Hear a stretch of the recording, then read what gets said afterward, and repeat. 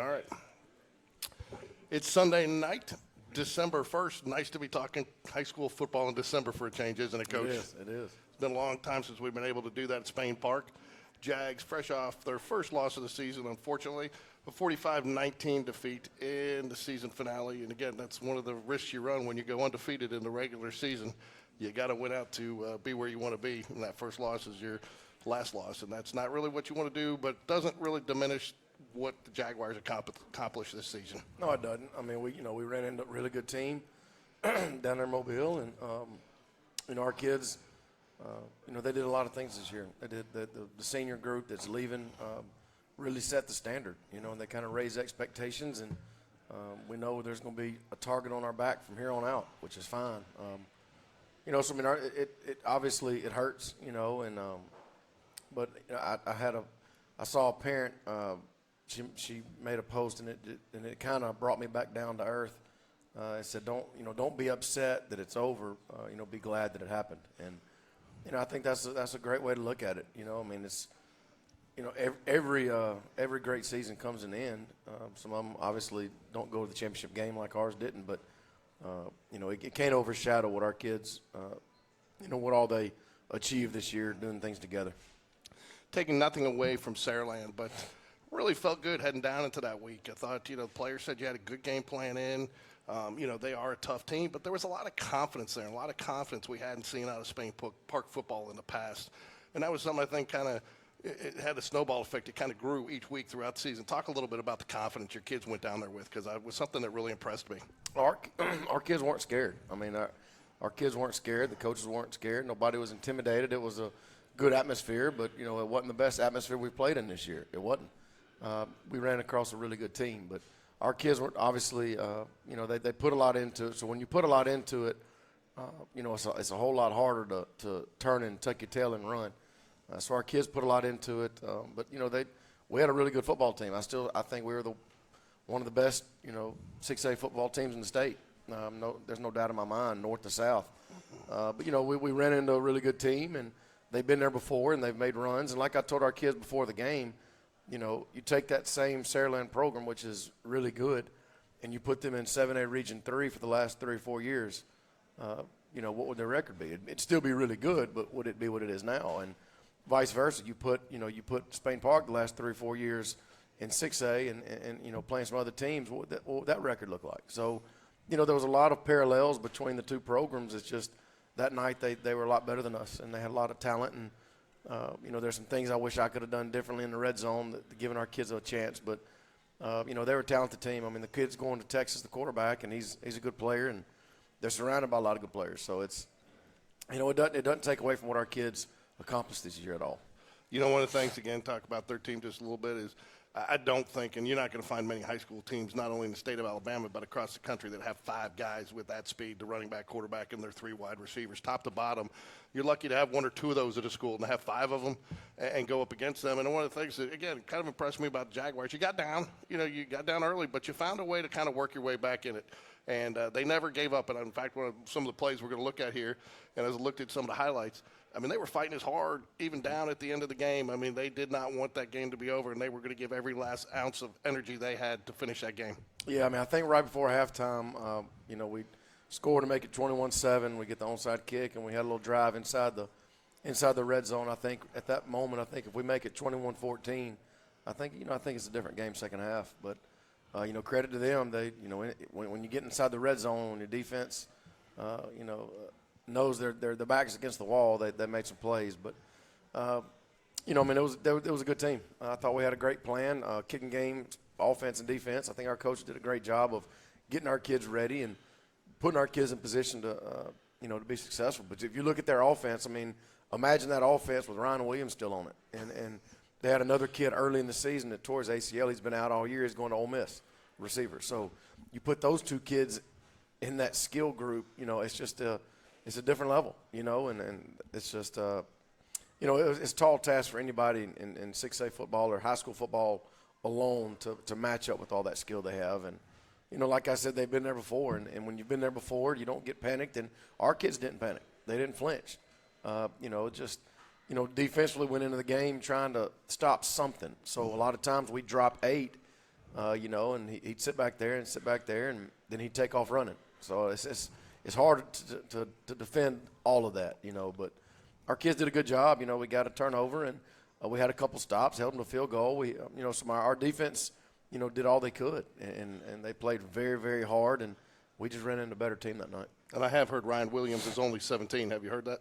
No, I hadn't heard that one time in any of the games he's played all year. No, I hadn't. So, anyways, and what I tell you, I was also very impressed too, not only the confidence that our kids had playing the game, but our fans and the parents had in the kids. I mean, just getting out on Facebook and social media on Friday, all the caravans that were going down there, the pictures, the people were excited. And we had a pretty good crowd for a Friday night in the cold, 4 hours away, knowing that you had to come back and all that. The basketball, couple people had to be at the basketball court the next day. Really impressed with our fans and their level of confidence and the enthusiasm they brought to that atmosphere for the Jaguars. Yeah, there was a different vibe that night. And I told our kids pregame right before we came out for kickoff, when you walk out here and you hear the crowd, it's going to be a different vibe. And it was. As soon as we walked out there, everybody kind of got excited, and you just feel it's a different feel. I mean, third round of the playoffs, quarterfinals, and 2 undefeated teams, and down in Mobile, none of our kids have ever been there. I've never been there. So, our fans are just hungry for a winner, and they've just been awesome all year of supporting these kids. And, we had fan buses go down. We had cheer buses go down. We had band buses go down. And I was getting text messages from parents, videos from the buses. And, it was just a lot of fun. And that's what it's about. Because, I mean, yes, it's a game and the kids are excited and all that. But our parents are just as excited. I mean, our parents are just as involved as the kids are. They're the ones getting to practice as 9th and 10th graders and some 11th, 12th. And, so for them to see their sons out there playing that type of game, I mean, it's fun for everybody. And it was funny because after the game, the cheerleaders came up to me. They were all upset, and they just, they were just so thankful of their senior season. That's what they said. Coach, my senior season, They didn't talk about the football game, the football team. They just said thank you for, my senior year being so special and all that. So when you have cheerleaders claiming it as their senior year, it goes back to what I've said from day one. It's not just about the football team. It's everybody. And I think our crowd showed it on 2 Friday nights ago. Yeah, and everybody had to overcome some adversity that game. The players on the field, coaches on the sidelines, the iPads weren't working with some technical difficulties. Fans back at home had to find creative ways to watch it because the NFHS broadcast, the signal wasn't getting out for some reason. So everybody had to overcome some adversity. Could have been a lot of excuses in this game. Have yet to hear one excuse other than we played, they beat us. Yeah, we didn't have our iPads on the sidelines. It was coming in and out. So a lot of our in-game corrections that we usually make, we were having to go by word of mouth and what we see, and a lot of times what you see and what you think you see isn't really what it was. So, I guess I could use that as an excuse. I don't know.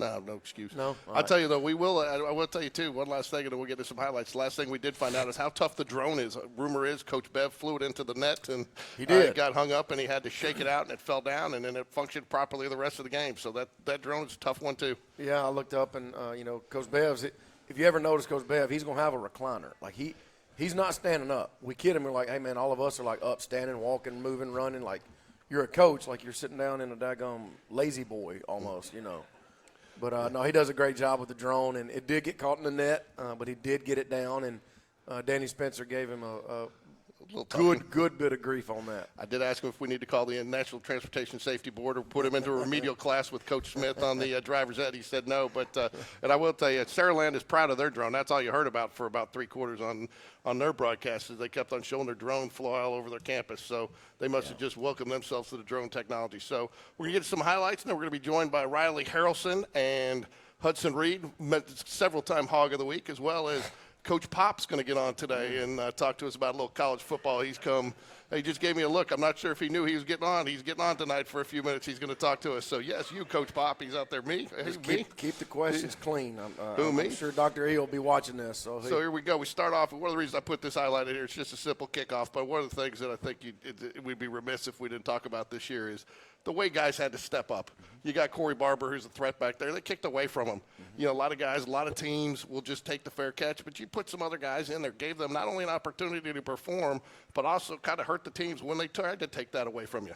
Yeah, I mean, they start off, we knew they weren't going to kick it deep, and so we moved Andrew Thornton over there, and We said if you can, because a lot of times if it's too high, you got to fair catch it because you're going to get hit as soon as you catch it. But we told the guys in front of them, just pick somebody off and block them. And Andrew, if you can, get it and go. And, he gets the ball across the 40 first drive. And I'll tell you what, I love Andrew Thornton. I always give him a hard time, especially in baseball. Sometimes he makes that catch, gives us a little bit, a little heartbeat skip when the way he catches it. But he was solid for you all year on special teams. Did not fumble a punt that I can remember. I didn't see one. I don't even think one hit the turf. Was very solid. Very, just when you're a coach and you have that, that's an asset too, to know that you have that confidence in a guy that he's going to go back there and at least catch the ball. Yeah, man, Andrews, you can tell he's been playing outfield. He knows how to track the football in the air, and you can tell he's used to playing in space and having to run and judge a ball coming down. And so Andrew's a talented kid, and I'm gonna miss him. I'm gonna miss getting on him as hard as I do, but I'm definitely gonna miss him. He's a tough nut. Well, I got one more season with him covering baseball, so I'm excited. Okay, I'm not done with Andrew Thornton yet. Here's a nice little pass play. Brock Bradley, and again, this sets up a fourth down fake punt for you. But again, just getting it out into space and let your receiver do some work there, just making that move. And if you watch that play, I mean, Brock's under stress. He gets hit as soon as he throws it, but that ball goes from the left hash all the way to almost to the right numbers as he's getting hit. Now you do it. This is exactly what you want in this situation. You make it a one-on-one matchup. He makes a move, makes the man miss.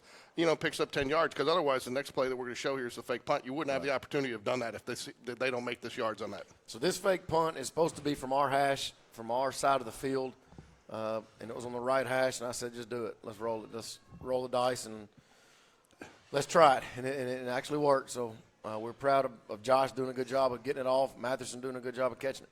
He spun it well, too. And, they were in a little bit of a safe mode here, too. They were somewhat expecting it. But, again, I think you probably – it was to your advantage to run this from the far hash because you had that extra space over there with that the coverage guy in so far. I guess. As soon as I saw how he was aligned, I said, I can't watch. So I don't know if I watched it. Well, because it doesn't look good on the ball snap, but, they make it happen. So that's just kids outperforming their coaching. Here we are again, just Dakari Shank being Dakari Shanks there. And again, another nice block. And again, I'm going to highlight it here in a minute here on this. But again, had a lot of success this year. And I don't think you had the success early in the season, but those guys, your guards, really grew into their roles as pulling guards on those running plays. And that really helped the running game grow exponentially throughout the season. Well, and that's one thing we talked about. If you look right there, there's two safeties. And we said all year, if people can play two safeties and still stop the run, we're in trouble. But if you take two safeties, we have to be able to run the football. And our line did a good job of getting bodies on bodies. And obviously Corey is just really good in the hole and understanding leverage and when to cut, where to cut, when to get north. And, he had some really big runs against a really good defense. Again, though, if the guard doesn't get pulled to his right spot there, that play doesn't happen. You're right. And here we're just trying to get some movement, make those guys move because they're very talented all across the board. And, that was a nice little pitch and catch to Henry. Yeah, and again, you found some success there. They were taking away the deeper stuff to Corey as the season went along, and you gained that back by hitting some of those underneath routes. And then I think the other important thing to hit there was the guys in the receiving corps that step up: Andrew Thornton, Henry Gregory, Jack Sellers. After you lost Mitchell Frazier, you had a lot of guys, and that was two of the big question marks coming into this season. Three really was the offensive line, the wide receivers, and defensive backs, because you had a lot of turnover there. And how were they going to be? And those guys definitely delivered. They did, and it's really fun when you get to catch balls from Brock because a lot of times they're where they need to be, But Connor Grebb stepped up at tight end and made some big catches in this game, and so I don't know. It was a really fun year and fun to see different guys catch passes. There's going to be the Riley Harrelson interception again, to pass ball, Jaguar tip drill. So when this kid's taking snaps at Texas, Riley can be in his dorm room or at his frat house at Bama. Making fun of him, I got to pick off of you, when he comes to Tuscaloosa in a couple years. But what impressed me the most about this play is, again, as talented as this quarterback and these receivers were, everybody focused in the right place, head on the ball, eye on the ball, knew where it was, had their reads right, gets the tip, and then Riley sees it, comes in and closes in and gets that interception. That was a big play in that game. That was a really big play. Turn things around, and, again, I think you get a big gain right off of it. Well, right here, this is just Brock being Brock. He comes off the sidelines and said, I went with a matchup. Because you saw a linebacker, we shifted and we moved, and so a linebacker went out with CJ, and that's a mismatch. So he just put it up, and CJ went and got it. So that was a really big play right before half. Yeah, it's another run play again.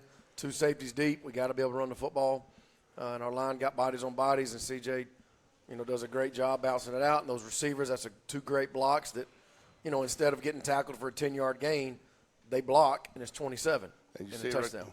See right there, and I think, Yes. too, I think Andrew takes his man, pancakes him down to the ground here. He probably told him about it. Yeah, so, Yeah. but again, I think that is something that separated the Jaguars that we've talked about week in and week out, and those are the little things that don't always show up in the box score. I know they show up on your grades. Sure. But as far as looking as a fan, the casual fan, the parent, that is as important as catching and running the ball. It is. I mean, we've talked about all off season about being, playing for each other, and when you got kids playing for each other, it shows up in games. Like Andrew didn't get the credit for touchdown. Corey, the other receiver, didn't get credit for the touchdown.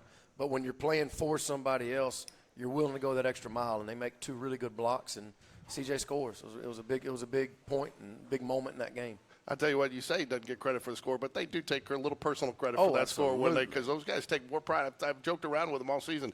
I'm not sure they'd rather score as much as block for the guy that scored a lot of times, That's special. That's special with this senior group. And I hope to God that rubs off on these younger guys coming back. That these seniors kind of led the way of not being selfish and playing for other people.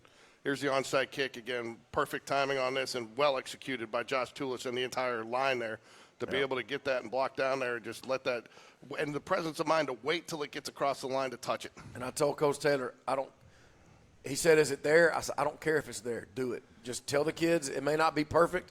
It may not be a lot. Just we got to get the ball. Go get it." And they did it, and it was right before halftime, and it kind of gave us a spark. And that might be one of the only times in Saraland's season or in a long time this year where they've kind of been on the ropes. We had them on the ropes right here. We could put it in right before half, and we had momentum. Our kids felt it. They felt it, and we got in the red zone and couldn't quite put it in. And I wish I could have done something different. Yeah, well, to your point, too, while the score doesn't show on the ropes, you guys scored more points than pretty much anybody on them all the entire season, which, again, no moral victory there. But statistically, too, you moved the ball on them some from the 20. And, again, they kind of did to you what you've done to a lot of teams, the 20 to the 20. Right. Had some struggles inside the red zone because they tightened up with those athletes. But you did have some success. They wasn't the beatdown that they've given other teams throughout the season. You played a lot closer than the score showed. There's no doubt. And like I said, this drive right here, if we could have stuck this in, made it 21-14, I think it's a different third quarter. So go to the end zone copy of this for you. I don't know if you can see it. Go to the. It's coming. It's coming. All right. So right here, pause it right there. So right here, the way they aligned, it just shows how smart our offensive linemen are. As our kids see this, so if you look on the right side of the line, 1, 2, 3, 4, 5, there's 7 guys on the right side of the line. Our kids see it. Hudson and Javon left guard, they start pointing at it and telling us they were like, "Coach," so they were telling us to check. So obviously we saw it, so we checked a play to going back to the left. But it just shows how smart our kids are, where they see it. There's Hudson's like, "I don't have a defensive end. This isn't right.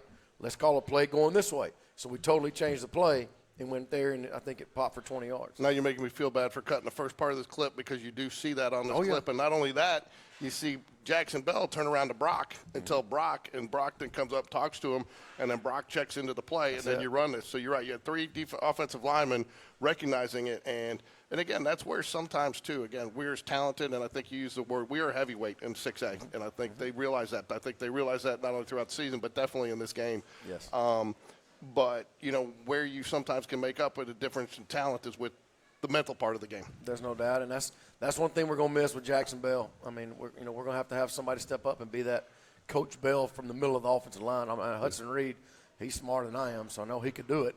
But we need somebody in the center, in the middle of the line that can communicate, right and left. And again, you get a nice pull here, and even though he doesn't get really knock anybody, he gets in the way and gets it out there into space where he makes. Well, there's no red jerseys. There's not red jerseys. Yeah, so he gets enough in the way, though, to keep that guy to where he can't take the angle he wants. Correct. And then, again, it becomes a foot race, and then he picks up the extra yardage that he wants. Yes.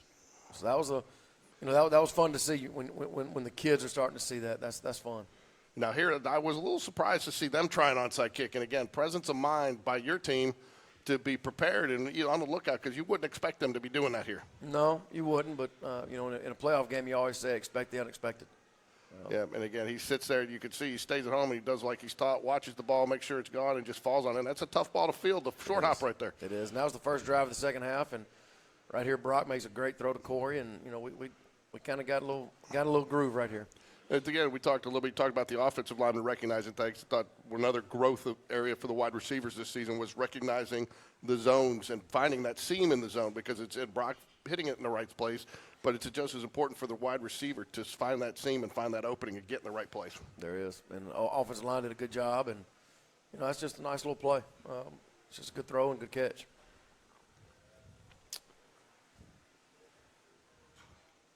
Again, this is just Dakari being Dakari, getting power run. I think we're all going to miss this next year. I wish you could send that clip to Hugh Freeze, but anyway. I can't. No, don't do that. So, without Dakari just being Dakari, and he's hard to tackle. Yeah. Again, I think that's one of the reasons we showed this play was just him. Again, this kind of was, defined the fight that they showed the entire game. They weren't afraid to line up. They weren't afraid to smash him, and they played it. So this play right here went to Mason. I wish this would have been the fourth down call when we threw it to Corey right before half. I wish we'd have gone to that, but hindsight's always fun. But and here, kind of hit this right here. If you look, part of what helps sells this too is McClure coming in behind him, gets hitting a little bit behind that wide receiver. You got the guy in the middle of the field here, eyes on Brock. Brock selling it too, not looking, not staring him down, and then he comes out of there with three guys going with the one receiver, and he's wide open, uncovered. Well, number two receiver's got to do a good job. He knows he's got to go get that safety and take him with him, and that's exactly what he does. And Mason McClure is a sophomore. I'm really excited about him. He's just a tough kid. He's one of the hardest workers we have. He's very talented, and it means a lot to him to be good. So it was fun to see him make a catch like that in a big game. Real quick, going to show all of our seniors, get them on the camera. We haven't had an opportunity to necessarily do that all year, but just talk a little bit about this senior class. It's your third class to come through and graduate. Obviously, very successful this year, but talk about what this senior class meant to the program and how what they've done is going to translate into success in the future for the younger guys. Well, we say it all the time about how, you're known for what you leave behind.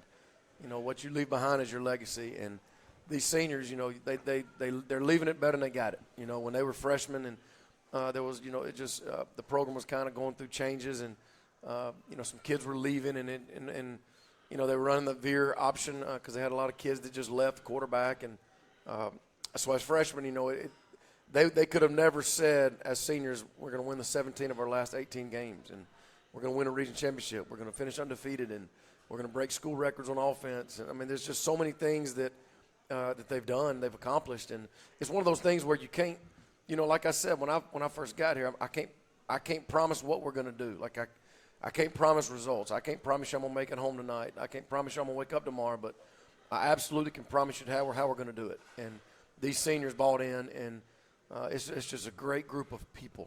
It's just a great group of young men that have totally changed this program, and they've left it the better. And that's the best thing about it is they've shown the way. They took a little bit of when they were sophomores, that first senior class with Jack and Brian Alston and that whole group, Caldwell Bussey, that group. Then you had the group last year, Landon Huey's, kids like that, Connor Langston, Hudson Cahalans. They've kind of taken a little bit from each of those groups and kind of molded who they are. And they were just always consistent. They were always just good people. So we're going to miss them. But at the same time, like I said, it was a heck of a year, and they're always going to have the perfect season, the 10-0, and going to the third round. They're always going to have that to fall back on. Well, we're going to bring you back up, and we're going to talk a little bit about some of those records, 17 straight. I think it's the Spain Park record. Some of your players set individual and team records this year, the team on offensive production. But want to bring up, but one of the things, too, that impressed me, and we'll bring up Riley and Hudson, was there are a lot of seniors there that didn't see significant playing time on that group that we just showed. Some of them were role players. Some of them played maybe just one game when they got their opportunity. But a lot of guys just wanted to be a part of this team because of what it meant to be a part of this team. And while you may not have seen them on Friday nights, they were an integral part of getting ready for Friday nights on the practice field for some of these guys as well. Yeah, I mean, it's high school football is not all about the 5 stars. It's about the kids that just in 20 years you have good memories of your time together as teammates. And they've been playing together for a lot of years, and it means a lot to them. And whenever you got this many seniors, it means a lot to all of them. And it's a great group, and we're going to miss them. We're going to miss them dearly. All right, let's bring up Riley Harrelson. But before we do, I want to get a little programming note out there to everybody. This week we're going to be covering Spain Park Jaguars First Clay Chalkville at home in basketball Tuesday night. Girls at 5:30, boys at 7. And then we're back home again Friday night for more varsity basketball action of the Jaguars against Hoover at home. So crosstown rivalry, good. So if you have an opportunity, why don't you come out and watch some Jaguar basketball this week as well. If you can't join us, it will be broadcast on GameDay Sports Radio Live. So I'm joined now. Can you guys hear us? Can you hear me, Riley? Yes. All right, we got him. So I got Riley Harrelson, number 6, safety, and Hudson Reed. Hudson, real quick, I give you a hard time, and people have heard me talking. Hog of the Week. Tell everybody what Hog of the Week is. The Hog of the Week is when whoever grades the highest out of the game, our coaches, they grade the game, each play. Then you get a final score, and then that's the Hog of the Week. So, but there's a lot of pride between you guys on that now.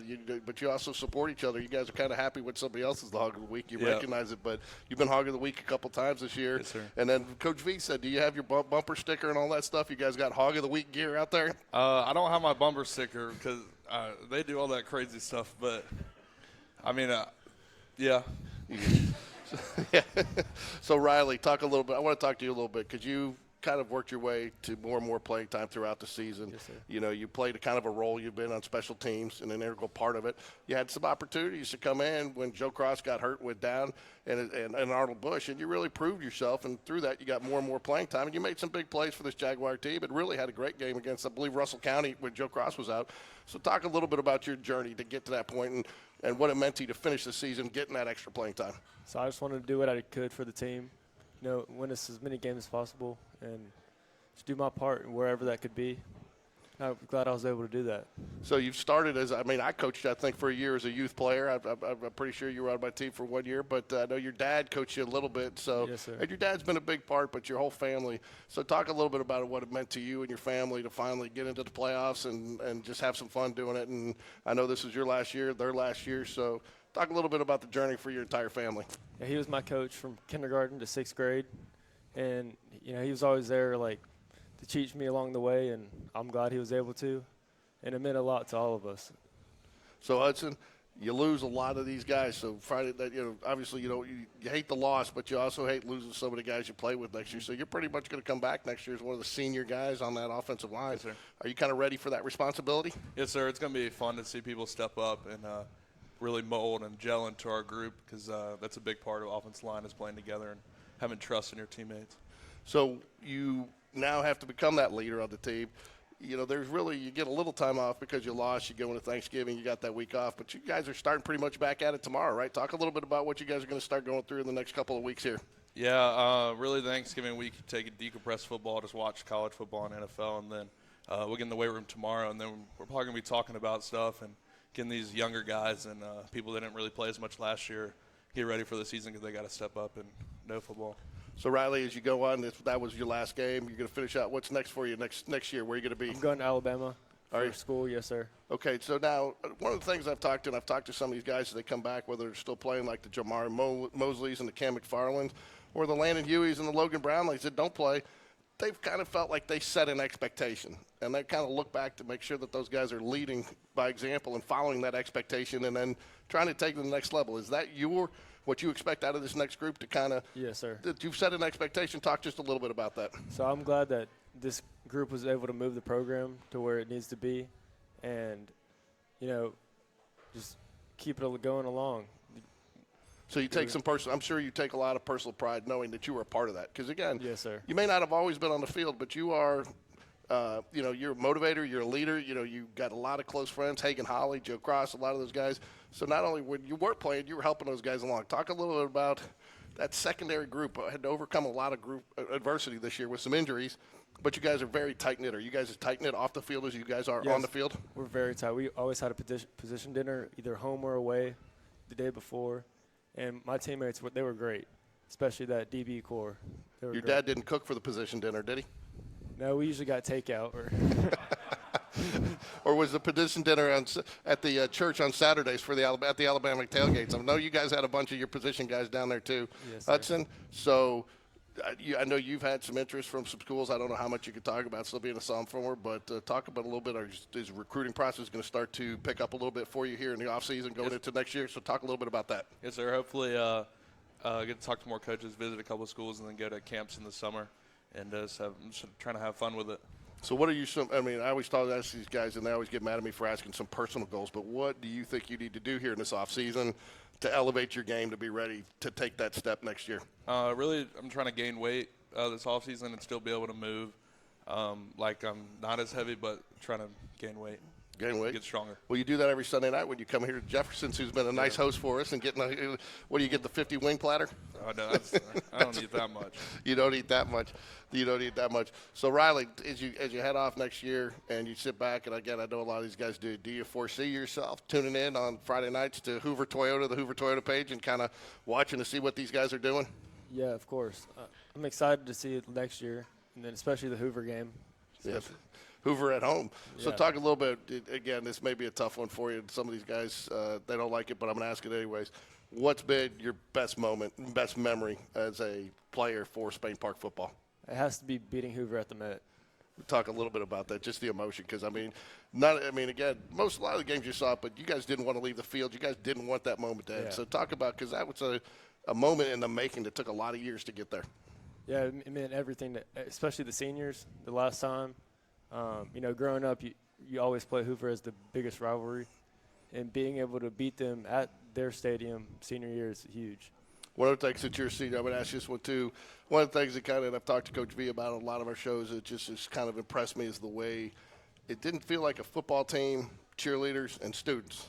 It felt like a school team, because the students were there supporting you, the cheerleaders were there supporting you, and the first thing you guys wanted to do after the game is not talk to Coach V, but you guys ran over there as a group to celebrate the win together. How did that kind of start to become a tradition? Because it seems like it's really become a tradition this year. And what does that mean to you guys as a group to see your fellow students and everybody participating in that? Yeah, it meant a lot to all of us, especially to have that student body behind us and keep us going, because it was hard at some points.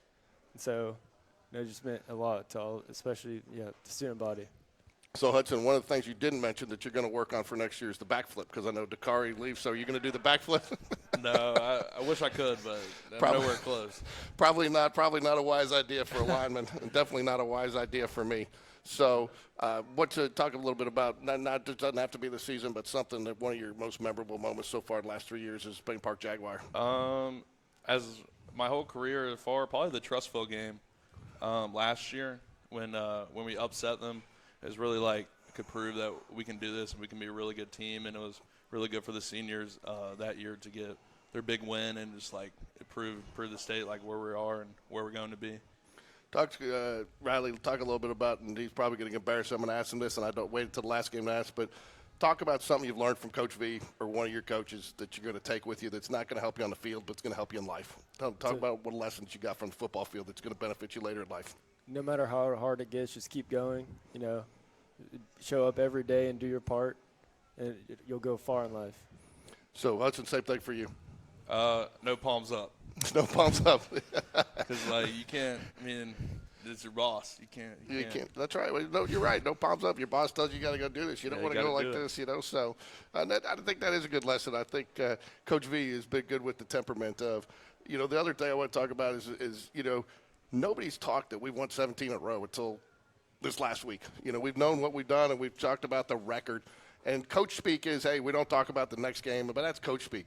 But Coach V got you guys to buy into that. How did he do that? Because you guys believed it and you lived it. Either one of you.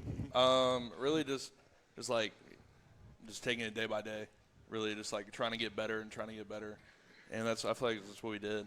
And everyone kind of did that and bought into it. Don't look ahead. Just get over today and get ready for this week and every week. So, again, one of the things that, again, this is the last question I'll ask you. I'll let you guys get back to your dinners, and appreciate you guys joining us here at Jeffersons. But, one of the things Coach V mentioned is you guys didn't necessarily think about football at the end of the game. You thought about each other. So, and that, again, I don't know if you guys understand how rare that is in sports today. Most people don't put the team first all the time. That feeling, just real quick, talk about the feeling you had after that game was over, because I know you guys didn't want to leave the field, but you didn't want to leave each other. It wasn't that you didn't want to leave football. You didn't want to leave each other. So just talk about what that's meant to you, that team bond. Yeah, so I gave all my DBs a hug, especially the underclassmen, and we were so tight as a DB core, with dinners and everything, and it meant a lot to especially the seniors. You? Yeah, I mean, it definitely meant a lot. I mean, we're there every single day, like in the summer, and getting there at 6:30. Like, we're really like brothers, and like it's tough to say goodbye to the seniors. I said last one, but I'm notorious for that last one, and I always come up with one more because I don't script it. But, you accomplished a lot this year, but didn't get the sense from talking to some of your fellow teammates that you're disappointed. But I got the sense that you guys haven't still accomplished what you want, and you still have your eye on that prize, and you're as motivated more than ever. Is that the right feeling that I'm getting from the team? Yeah, 100%. Our goals are state championship, and that's what we're going to try to accomplish this year. And Riley, if they accomplish that next year, are you going to feel like you've earned a little piece of that as well, just because of what you've done from where the Jags started 3 years ago when you were a sophomore to where they are today? I mean, yeah, I'm glad we were able to move the program along, and that'd be great if we went to state next year. Definitely be there. Anything else you guys want to add before I bring up Coach Pop? No, I'm good. You guys good? Well, thank you very much for joining us. I want to thank the Riley Harrelson and Hudson Reed for joining us, and look forward to seeing them both on the football field next year. Going to get Coach Pop up here in a minute, but while we do, I'm going to talk briefly, real quick, about our – oops. Sorry, folks. There we go. Flag football. Flag football won in overtime in the semifinals against Hewitt Trustful, and they, in their fourth season here, will find themselves in the 6A, 7A state championship Wednesday, December 3rd, 3 p.m. Not sure if the school administration has had an opportunity to put anything together for the kids yet, but I'm sure hopefully they will, because we want everybody out there. And, we need a lot of fans out there supporting the female flag football team. They've done a great job this season under Coach Carmen Starr and her assistant coach Robert Starr. In soccer, it's reversed, but flag football, Coach Carmen's done that. And, they've accomplished a lot in 4 short seasons, and they really had to come back in that game and actually win it in overtime. So it was a very exciting brand of football. Need a lot of fans out there, though, because Central Phoenix City plays Thompson that night following that game in the 7A state championship. So they're going to have a lot of fans there for that, doing double duty that day. So definitely want to get a lot of Spain Park Jaguar fans out there to Protective Life Stadium on Wednesday for the flag football state championship. And it's been a remarkable season for those girls. I think they're 17-1-1 going up against Central, which I believe is 18-0. And I may be a little off on the records there, but I'm pretty close. And it should be an exciting. I mean, we covered the game. You can watch Wednesday night's game live, or the replay of it on GameDay Sports Radio. We have a link out there. But take an opportunity to watch that and support these girls. They've accomplished a lot. We're going to talk to Coach V a little bit about that here. But as we get Coach Pop in here, you take your time, man. We're here. We're here all night. We can go long if we need to. Coach Bush. Coach Bush, well, you wouldn't expect a defense coordinator in all your years of coaching to be patient, would you? Well, not really. Not really. Okay. So, Coach Pop, I want to thank you. You've been a big supporter not only of Spain Park football, but our show, the Jag Connection, this year. You've made just about every one of them. You're out there just at about every game that you could make. You and your son have coached together. In fact, he said for a number of years you were Coach V and he was Coach Tim, and now he's taking that moniker. But talk a little bit about the pride that you take in the job that your sons have done at Spain Park. Well, he's done a great job.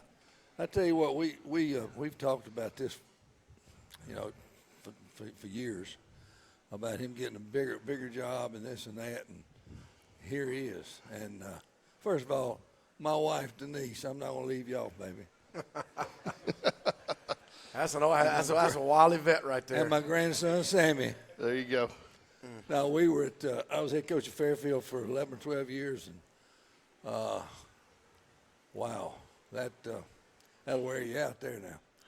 But Tim was my assistant, and he was offensive coordinator and part-time defensive coordinator with me. We kind of shuffled along, and then we had a few coaches, and they did a good job, but it was constant trying to get the kids to believe in the program. And if we had a nickel for every time we took kids home and bought them supper, it'd be I could retire again, But they bought in out there, and we turned it around and went to the playoffs 9 in a row, which they never have done. And he was my assistant. I retired in 11 or 12, whatever it was. And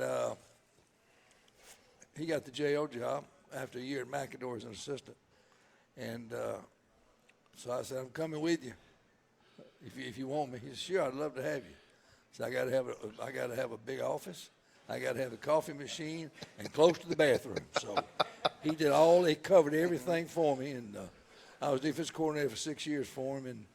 And then Coach Bush came in, and he took the last 3, I believe, and then Tim got the Spain Park job. And George, don't get it twisted. Let me hold up. So, yes, you know, when I was blessed with the JO job, obviously I knew he was coming with me and whatever. The very first day I get to school, I had my keys. I hadn't even been. I had my office wasn't even set up yet. So in the field house at JO, you had like 7 or 8 individual offices plus my office. So I'm walking into the field house. My office is not done. You know, whatever. I just got the keys. I turn back. Pop's behind me.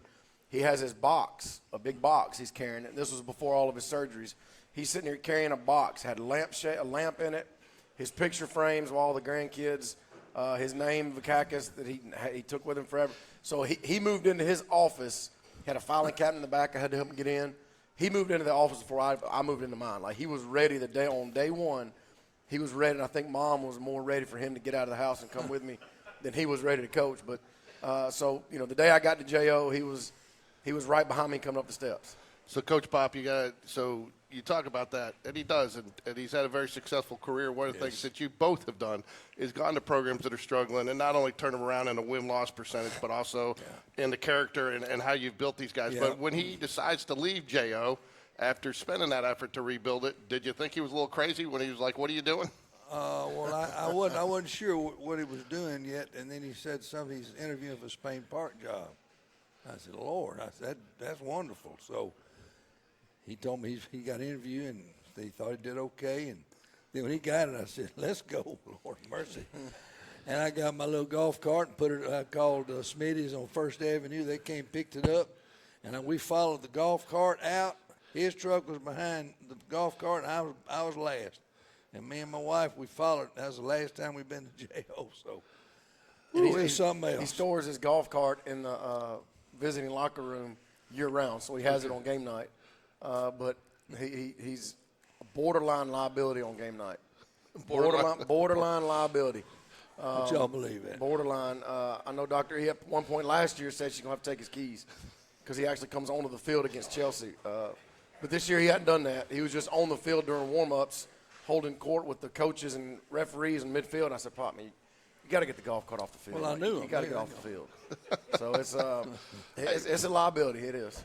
But, you got to figure, you guys, football's – so talk a little bit, too. Football's changed a lot since when you coached. You got all these RPOs and stuff. But the one thing that hasn't changed is the philosophy of building – and that's something that's kind of a Vakakis playbook. Well, blocking and tackling has never changed. Right. That's back when, we had 16-millimeter film reel to reel. We'd have to go get it on First Avenue, Smitty's film thing, and wait till 2 o'clock in the morning and get it and go home and study. And now they got all kind of stuff. Just unbelievable. I'm there. They talking analytical. I said, guys, I don't know what y'all talking about. I'm going to get a piece of paper. I'm going to break the daggum film down. I'm going to get every play there is, and I'm going to do what I'm supposed to do. I'm going to categorize all the stuff they do in certain situations, place on the field and all that. I said, I don't know about all this computers, but Lord, that's frightening right there. But now you send a film in and it's broke down before you even get home. I know. Before you even get home. Let me stop him. So don't think he doesn't know how to watch film on his phone. He sits at the kitchen table. He watches practice film from his phone. He'll call me that night and say, hey, what kind of blitz did Bush just put in? So he's watching our film of practice. Then he'll say, Brock's got a big-time arm. Well, yeah, I know, Pop. So he's watching every rep we do of every practice we do. So he knows how to watch it. So he makes fun of the huddle. He talks bad about it, but he's on it. But he's on his phone watching every single play of every practice. So I'm at practice up on the hill. He's that too. So I got to ask you, Coach V, do you ever sit there after you call a play and it doesn't work and you go, oh, Lord, I'm going to hear about that one at the kitchen table tonight? All the time. I got something for you. I got something. When he was at JO, we were at JO, I was in the box calling defense. He called a play, said, Tim, please don't call that play now. Please don't call that play. He said, Pop, I'm the head coach. You sit up with your Diet Coke and your peanuts and I just did not relax. say that. Yes, you I did not say that. I did not say that. Now, I will say this. When we were at Fairfield together, when I was calling plays, offensive coordinator, the way we had the offense, our quarterback would make a lot of the reads and play. He checks at the line of scrimmage. So Pop would see our quarterback, hold everybody up and make checks. So Pop asked me, safety. He's asking me, what's the play? He would get so mad when I tell him I don't know. But, I knew what the kid, he could have checked a couple different, options. But I would always tell him I don't know. He would get so mad. How do you not know what the play is? I'm like, Pop, the quarterback's fine. We practice this. He knows what to call. He knows what to check to. He would get so mad when he wouldn't know the play. And I guess being the, mid-20s son, I knew what would help if I explained it. But being 25, 26, I just kept saying, I don't know, Pop. I don't know. So if you're just joining us, this is the Jag Connection, but we got our own little fun-filled episode of Family Feud going on here tonight. But we've been wanting to get you on for a while, Coach Pop, because you've probably forgotten more about football than most of us in the room here know.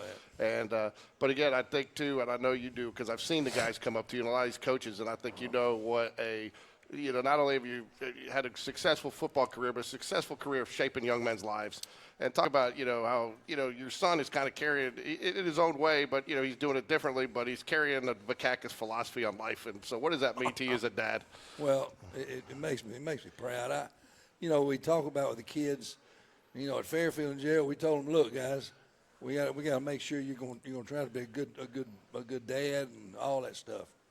And you're going to do all these things, but stay out of the streets. There's two things going to happen in the street. You're going to be in jail, you're going to be dead. And we try to tell them, don't go in the street. I don't care how much money, that big old roll of money in your pocket, it ain't going to help you if you're in jail. But he's done so much for kids, it's just unreal. And they listen. I'm sure they do. And, there's certain problems we don't have over here that we had over there, but there's always problems today. But he's done a great job. And Denise and I are so proud of him. And if I keep talking, I'll start crying. So one thing I've learned from Pop is, people don't realize that first couple of years there at Fairfield was rough. We won our first year. We were 3-7. The next year went 0-10. So there was a span of we lost our last 2 of our first season, all 10 of the second season, and the first 2 of the third. So we would that's 14 losses in a row over a three season span. So I used to, I was living with him just out of college, so I used to put that old VHS tape of our last win, and I would rewind it the last 2 or 3 minutes of the game.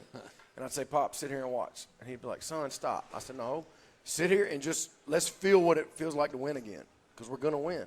So I would make him sit there, and we'd push play and watch the last 3 minutes of a game our first year, week 7, our last time we won. And then we went 5-6 that third year, and then 11-2, 10-2, and we started winning. So it was, you forget about that on the back end, but you forget about all the struggles you go through as a young program. And one thing about him, he treated everybody the same. When he was 11-2 coach of the year, then as he did, and we lost 14 games in a row. So it's, it was fun coaching with him. Talk a little bit, both of you, a little bit about it. I want to get back to Jag. 17 wins in a row. It really felt like it snuck up on you. A lot of times people get caught up talking about that, but you didn't. And now nobody really brought it up until after this last game, 17 in a row. Ooh. As coaches, how do you keep, the focus on each week? Because I know you guys have both done a phenomenal job, and that's part of your philosophy, but because a lot of people get caught up in records and streaks and the outside noise. How do you keep the outside noise? Because it's a lot harder. I got to imagine it's a lot harder than the days when you were head coach with all the social media and stuff these days. Oh, God. I'd have gone crazy. I know I would have. We used to make them sleep pregame and all that with phones and stuff. Now I don't know what I'd have done. I don't know what I'd have done. I don't know how to handle it. But it was. I don't know. Coach V. Yeah, it's. You don't look at it and think, all right, we can win this many games. Like, you don't really look at it. I think that's when you. I think Kirby Smart mentioned it not too long ago about how it's not all about the end result. It's about how you do it and what you're doing on a day-to-day basis. Because if all you do is focus on the end result of winning the game or having a winning streak or whatever, you kind of lose focus. And our coaches do a really good job of it. And our kids are just so used to doing the same thing over and over, and they're so used to doing that's all they know. And that's one thing good about this team is now the kids, all they know is how we do things. All they know is our coaches, and the kind of the style of program that we want to have. And so we're not having to break old habits. You know, we are the one creating the habits. And so now the young kids, all they know is they live 4 days a week. That's all they know. And, you know, so I mean, you don't really focus on it. I didn't really start thinking about it until about halfway through the year when somebody said, I think we got to 11.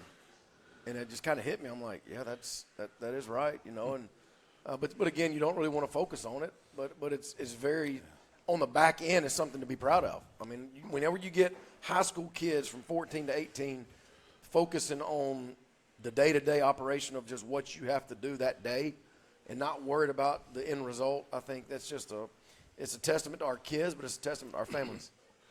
Be remiss if we didn't highlight a few things with the offense this year. Set a couple of records in the season here. C.J. Cowley over 800 or no, almost 800 yards rushing to over 1,000 total all-purpose yards between receptions and carries. Dakari Shanks again over 1,200 yards, and they both even numbers on TDs. I think within one, Corey Barber 1,400 yards receiving, 17 TDs. You know, Brock Bradley 2,600 yards passing, 32 TDs, and 6 TDs on the ground. Most of those, a lot of those coming from the tush push, but as he likes to call it. But again, 476 total points scored and 36.6 all school records, along with 17-point victory. So really, you get 3 of these 4 guys back. So first off, just talk about the offensive success real quick, Coach V, because I don't think people expected that coming in. I don't think any coach probably expects those numbers coming into this season. Well, we knew we could be pretty good. Anytime you have you know, you see it on all levels. If a team has a good quarterback, they have a chance to be good, you know. And so we knew what we had coming in with Brock, and we knew what we had with Dakari and CJ and Corey coming back and the other receivers and O-linemen. But I don't know. I think our offensive philosophy kind of morphed from last spring to what you saw, and a lot of that has to do with our coaches playing to our strengths. And you know, we sat in 21 personnel, you know, a lot. You know, which is tight end, fullback, and tailback, and we did a bunch of different things out of it. And you know, I think a lot of that goes, like I said, credit to our coaches, but putting the kids in positions. But again, you don't have that many yards and that many points with kids if they're not worried about each other. You know, and you know, Carr was the kind of the leader of the backfield. CJ just does a lot of things at an elite level, and he could be as good as he wants to be. And you know, Hudson Reed is. You know, it's going to be his job to kind of put the next O-line together, you know. And but it's you know, last year our kids broke the school record of scoring points per game average to 33.6, and this year they went up 3 points. So anytime the offense is scoring like that, you know, there's a lot of good things happening. This one's for both of you. Go ahead, you got something to say? I just want to say, just watching them practice, and I look at all these teams in the playoffs. I know some of them, some of the coaches and everything. He's probably got the best staff that I've seen around a long time, and they get reps in practice. DBs, oh Lord mercy, the O-line. I love watching O-line work. The big guy works them pretty good down there, and I like it. But they get so many reps. Nobody's walking; they're moving. Everybody's moving. I got dizzy one time watching everything, but they moving. But they're learning, and he's got a great staff, and of course they're taking after him, and they're better, and that's the way it is. It's one of the things I want to ask you, Coach V. One of the things that's always kind of impressed me the more we've gotten an opportunity to cover the program is your trust in your assistant coaches. And, you know, a lot of coaches, head coaches these days, want to micromanage, and that's not an effective way to coach. I think you look at most micromanage coaches, are not successful. You have a lot of trust, you let their guys, and then you bring it all together. Is that something you kind of learned from your dad? No, there's no doubt. I mean, you know, he gave me a lot of autonomy as a young 23-year-old offensive coordinator. He did. He kind of, you know, he threw me in the water sometimes without a life jacket on, you know, and just kind of made me kind of learn it. You know, kind of learn on the run. You know, there was plenty of times where something wouldn't work, and he starts barking. I take my headsets off and walk away. You know, he can't. You know, if I'm 25 yards away, he's got to call the defense. He couldn't yell at me. You know, but at the same time, I mean, we had a good staff at Fairfield. You know, we didn't have a lot of us, but everybody kind of did their job. And you know, our staff at Spain Park, I wouldn't trade these guys for nothing. And there's a broad variety of coaches in terms of years in the game, in terms of experiences, where they're from. You know, we got guys like T.J. Simmons who had a brief stint in NFL. You got guys like me who didn't even think about playing college football. So, like, it's just a big, Coach Moore was a GA in college. He was starting offensive lineman for Brett Favre. So you have so many different life experiences on our staff, and I think that's what it's supposed to be. I mean, there's going to be somebody on our staff that every kid on our team can connect with, and it doesn't have to be with me. They could have a great relationship with their position coach. It does not have to be with me. As long as these kids have a man they can depend on, that's what it's about. But I tell you, our coaching office, man, you better have some thick skin to be in our staff. You can't walk in there not dressed up one day. Oh man, you're gonna hear it. Like, you're gonna hear it. So it's a great group of guys that keep everybody on their toes. But they've made me a better coach, and I tell them that all the time. They're going to hear it from you or from Coach Pop? Oh, no. Or from Coach Pop? No, not. Let me Bush might hear something from him because he blitzes. So just tell him to play bass, son. Just get him in bass. Pop, can't play bass anymore. That's what we're seeing. We can't play bass. First meetings we're at jail. He's sitting there talking, and we're having a meeting. Everybody's sitting around this big round table. I got a little chair over here in the corner somewhere, and he said something. What do y'all think? What do y'all think we need to do? What do you got any ideas? And I'm thinking, what? And then the more I thought about it, I said, hey, these guys may come up with something more than we know. And I've always been the one that said, this is what we're going to do, 1, 2, 3, 4, and that's it. But he always told them, guys, y'all got anything you think will throw in a weekly little work? And the first time I heard it, I almost fell out. I said, what are you doing? But there's a reason he did that. Pop made them better coaches. Imagine that. Pop's going to say, all right, this is what we're going to do. This is what we did in 1972. We're going to do it again. I'm like, oh, Pop, come on, man. Well, we like to run the ball. Yeah. I remember there'd been many times that Tim, please stop throwing the ball. Just run it. Hey, done a great job. And the weight program, I thought I had the weight program of the century, and he took it and he's tweaked it, and it's mine looks like something in romper room or something now. I mean, it's just he's got a great weight program. Well, it's a good thing you gave me a nice segue there, Coach. Let's talk about what we got coming up next. Conditioning. Conditioning is a big part of what you guys do. And then another thing that's really kind of evolved over the last 2-3 seasons is the 7-on-7. Those are two critical components that you're going to have over the next 2-3 months before you get to spring football that really help vault this team. And a lot of the kids are excited about it. Biggest thing we do right now is just lift. We're going to lift. I want the kids going home after school. I don't want them there before school. Just let's get our lift in, go home. One of the days a week is going to be a study hall where they can get in there and catch up on work. I don't want them thinking about football. Let's just get in the weight room and let's just work. And our off-season program will start in January. Our leadership council will start meeting on Monday mornings. We'll have another book study, take us through the off-season, and we'll break up into teams, and we'll have our Wednesday morning competitions starting in January. We start developing, creating that next heartbeat. But the Spark 7-on-7 we started a couple years ago, and we can't coach it, so we have Drake Grisham, which is a Spain Park alum. He loves it, and he's coaching our guys again. And a lot of our young, like the 9th graders, to be 10th graders, they're going to get thrown in there, and they get to go around and do 7-on-7. And, we'll probably play 4 or 5 tournaments from January to spring break.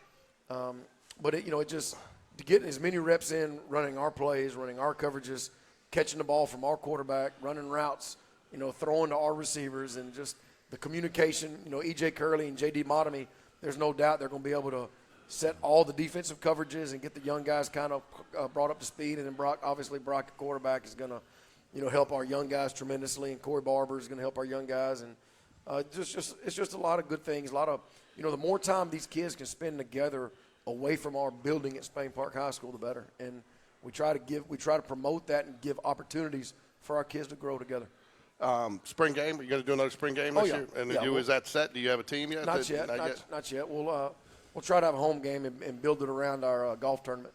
Yeah, James, I got James Thornton. You mind shouting in here real quick? We got the golf, the Jaguar, the Gridiron Club, May 19th. It's going to be at River Chase Country Club, and we'll make sure we cover that throughout and get you some details on that through our basketball coverage and through our baseball coverage. But I want to get a lot of people out. It was a great tournament. We played it last year.